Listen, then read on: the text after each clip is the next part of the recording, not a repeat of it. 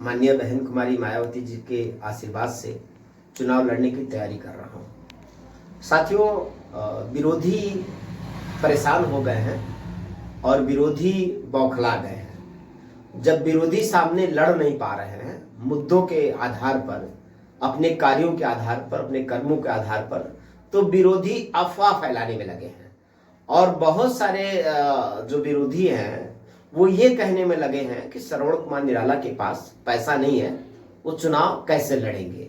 तो जो लोग ये बात कह रहे हैं कि पैसा नहीं है, या जो लोग चुनाव जीतने का जो आधार है पैसा ही मानते हैं, तो उनको मैं थोड़ा आईना दिखा रहा हूं कि जो समाजवादी पार्टी, कांग्रेस पार्टी का जो आज प्रत्याशी है सदल प्रसाद, वो बहुत पैसे वाला आदमी, कई हजार करोड़ का मालिक, पूर्व मंत्री रहा, विधायक है।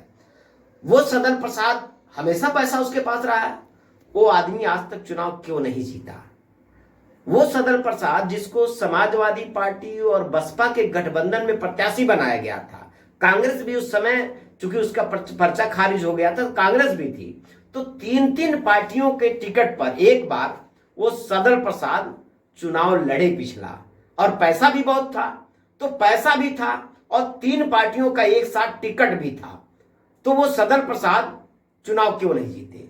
और पैसा ही होता तो सदल प्रसाद को अब तक चुनाव जीत जाना चाहिए। इसके पहले भी श्रीनाथ एडवोकेट भी चुनाव लड़े, बहुत पैसे वाले आदमी थे, तब भी चुनाव नहीं जीत पाए, बीजेपी को हरा नहीं पाए।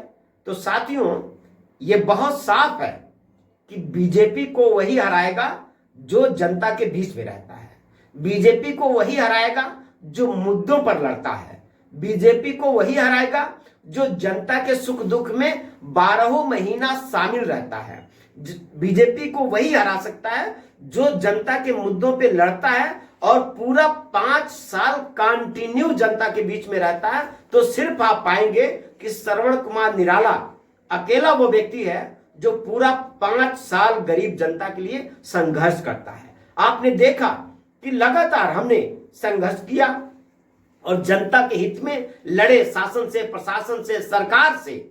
इस दौरान मेरा घर भी सीज हुआ, इस दौरान मुझे जेल भी हुआ, तब भी सरकार मुझे डरा नहीं पाई। इसलिए मैं आपको आगाह करता हूं, सावधान करता हूं कि जो विरोधी और कुछ चंद दलाल जो चौराहों से समाज को बेचते हैं, और कुछ चंद दलाल जो सदल प्रसाद जैसे लोगों के चुनाव सीजन में आने पर जो उनके टुकड़ों पर जीने खाने लगते हैं, क्योंकि सदल प्रसाद को मैंने पहले भी कहा कि ये आदमी मौसमी मेढक है, ये सिर्फ चुनाव में आता है, चुनाव के बाद गायब हो जाता है।